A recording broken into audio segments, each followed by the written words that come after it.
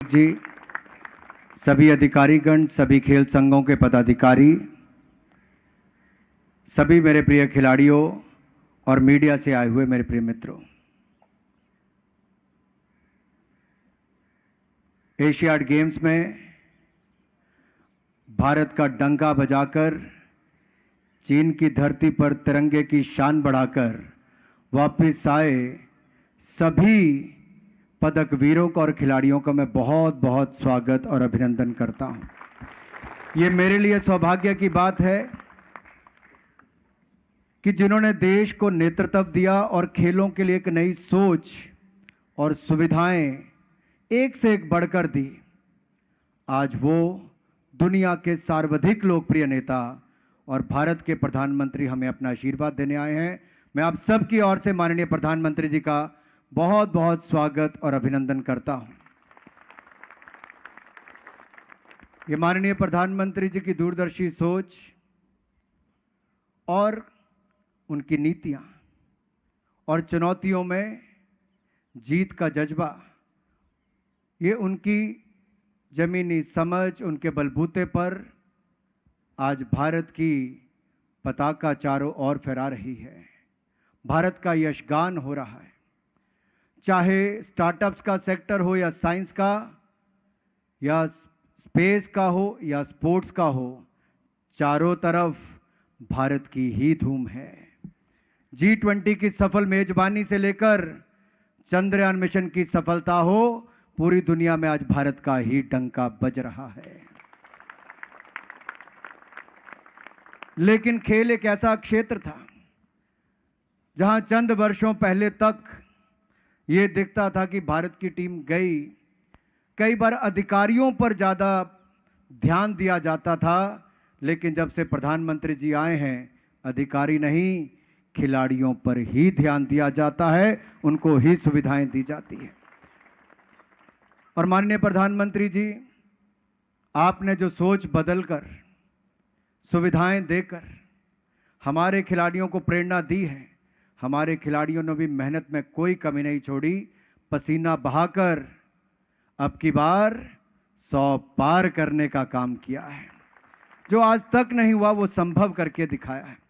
मुझे पिछले 2 वर्षों में मैं इतना ही कहूंगा, टोक्यो ओलंपिक से लेकर Paralympics, deaf Olympics, Thomas Cup से लेकर कॉमनवेल्थ गेम्स हो या वर्ल्ड चैंपियनशिप हो, हर तरफ तिरंगे की धूम और शान बढ़ी है।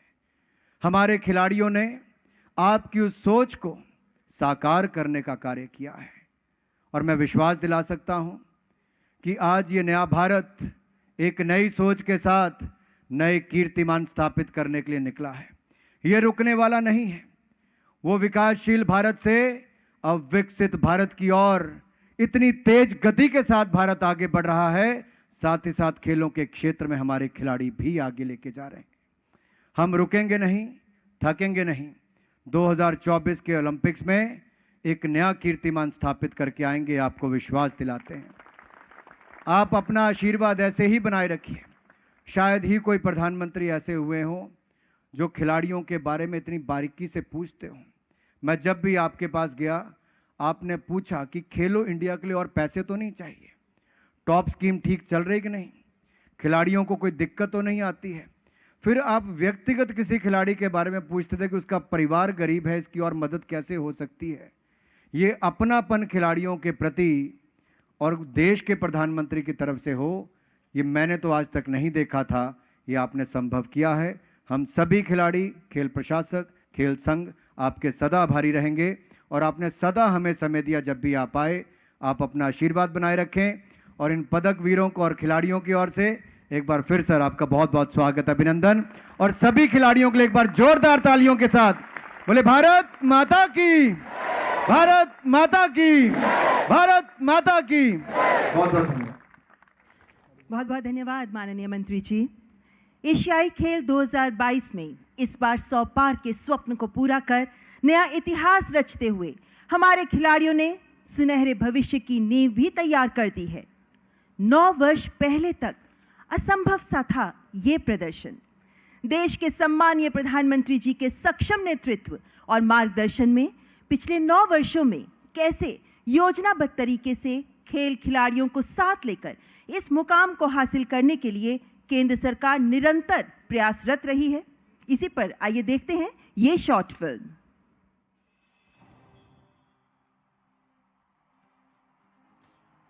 और युवा शक्ति का प्रतिबिंब होता है।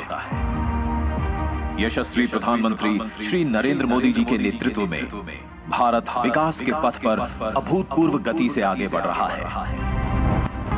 तो विश्व पटल पर विभिन्न खेलों में भारत की खेल प्रतिभाएं भी नित नई उपलब्धियां हासिल कर रही हैं। एक खिलाड़ी दुनिया के किसी कोने में हाथ में तिरंगा लेकर के दौड़ता है, सारे हिंदुस्तान में ऊर्जा भर देता है। वर्ष 2014 में प्रधानमंत्री मोदी जी के नेतृत्व में खेल के क्षेत्र में बड़े सुधारों की शुरुआत हुई।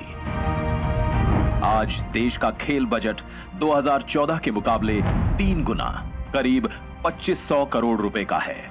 टारगेट ओलंपिक पोडियम स्कीम यानी टॉप्स से हमारे खिलाड़ियों को international training, best quality sports equipment और फॉरेन एक्सपोजर के साथ world class sports science, rehab programme और न्यूट्रिशनल सपोर्ट भी मिला है। इस कारण भारतीय खिलाड़ियों की ओलंपिक्स में भागीदारी में बढ़ोतरी हुई है। इतना ही नहीं, भविष्य को ध्यान में रखते हुए 2028 के बाद के ओलंपिक के लिए भी युवा खिलाड़ियों को इस योजना में शामिल किया गया है। खेलो इंडिया के माध्यम से छोटे शहरों और गांवों में युवा प्रतिभाओं की पहचान पर ध्यान दिया गया है। इस योजना के तहत हजारों खिलाड़ियों को ट्रेनिंग, कोचिंग, डाइट, मेडिकल सुविधाएं, शिक्षा का खर्च, कंपटीशन आदि सुनिश्चित किया जाता है। अब तक 5 खेलो इंडिया यूथ गेम्स, 3 खेलो इंडिया यूनिवर्सिटी गेम्स और 3 खेलो इंडिया विंटर गेम्स आयोजित किए जा चुके हैं, जिनसे बड़ी संख्या में युवा प्रतिभाओं की पहचान की गई है। मोदी सरकार ने खेल इंफ्रास्ट्रक्चर को आधुनिक और व्यापक बनाने पर काफी बल दिया है।